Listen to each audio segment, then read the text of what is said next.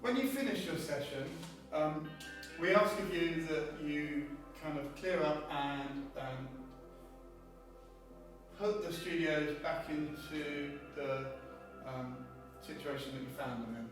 Okay, so that would mean that background paper should be rolled up, lights should be stored against the wall and the cables neatly coiled on the hook. Generators and the computer trolley should be moved out of the way, and the generators should be turned off at the mains with the two switches, please. Also, the camera, if you're using the tripod, please remove it from the tripod.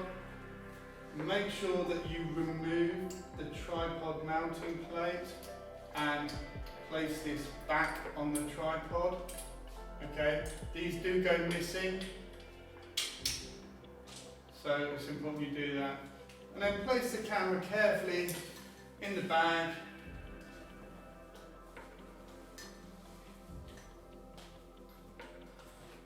Wind up the tether cable and put the light meter in the front pocket.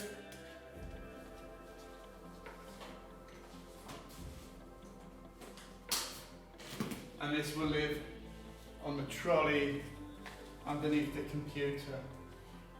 Okay, the background paper, again, if you roll this up by putting the handle down,